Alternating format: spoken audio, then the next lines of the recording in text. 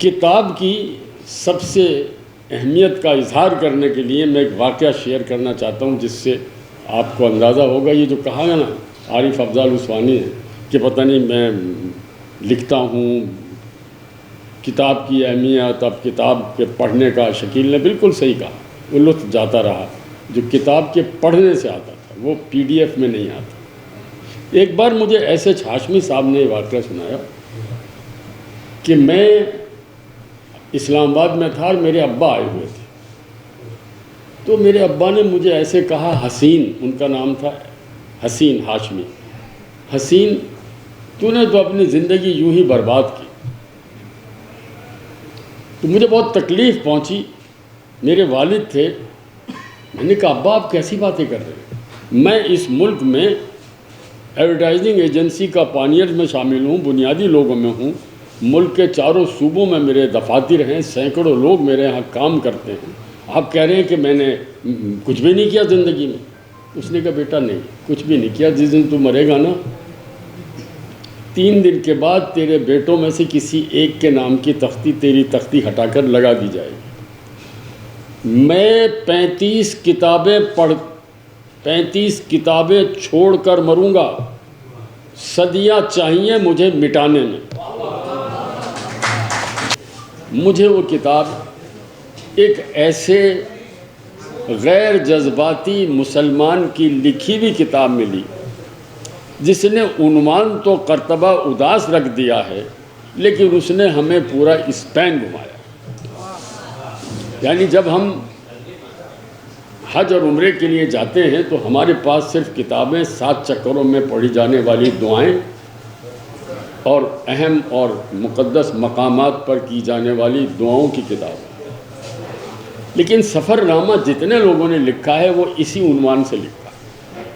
خوش بختی سے مجھے بھی موقع ملا ایک کتاب لکھنے کا، ذکر ایک عمرے کا. میں نے اسے سفر نامے کے طور پر، جیسے میں امریکہ کا سفر نامہ لکھا، یورپ کا لکھا، لندن کا لکھا، ملیشیا کا لکھا، جھیل سیف الملوک پاکستان کا لکھا، میں نے اسے ایک عام سیاح کے طور پر، اس میں دعائیں وغیرہ نہیں.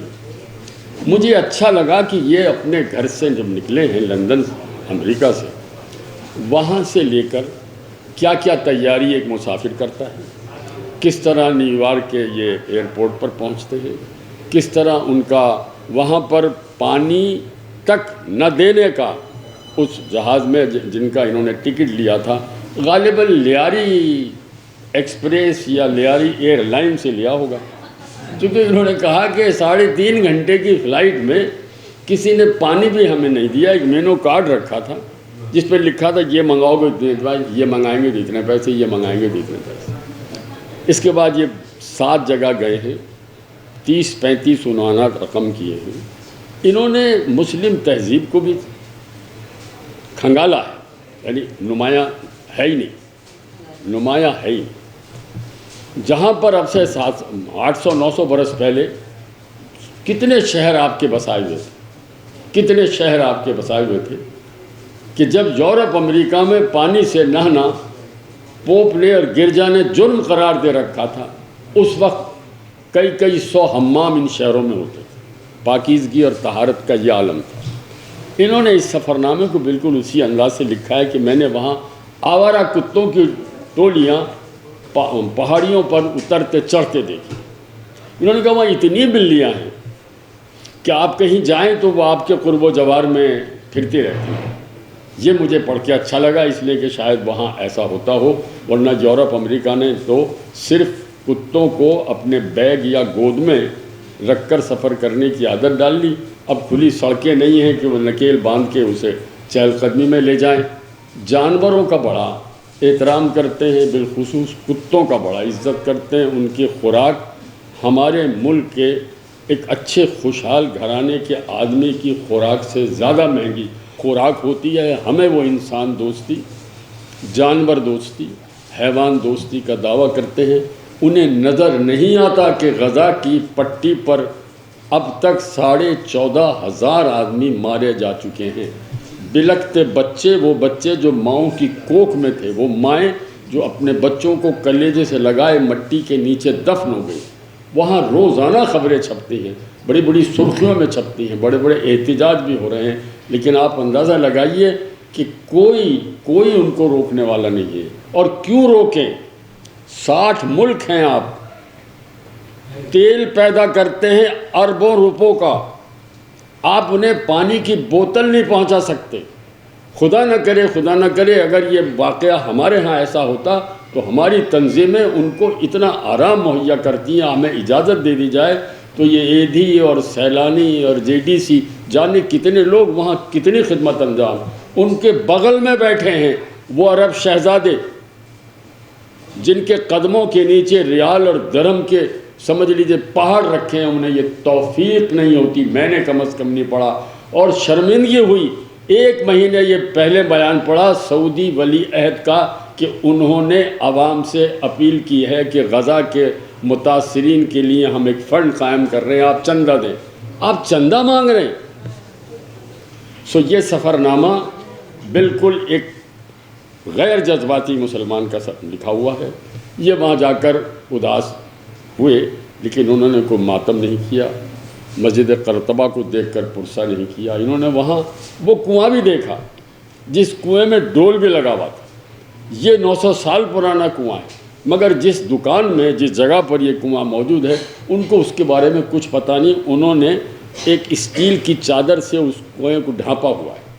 انہوں نے استفسار کیا کہ کیا یہ کنواں کبھی اس میں پانی ہے؟ اس نے کہا ہاں بہت نیچے ہے، مگر اب ہم اسے استعمال نہیں کرتے۔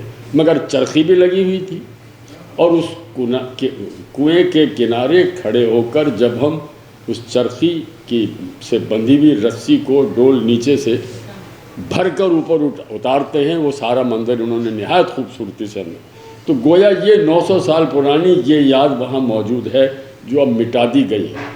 مسجدوں میں نماز کے امکانات بہت کم ہیں۔ ایک مسجد انہیں ایسی ملی جہاں مغرب کی نماز کے وقت امام کے ساتھ 20-30 لوگوں نے مل کر نماز پڑھی۔ وہ سرزمین جہاں تا حد نگاہ فقط کلمہ گو اور مسلمان اور میرے آقا کے امتی ہی رہتے تھے، وہاں اب جگہ نہیں۔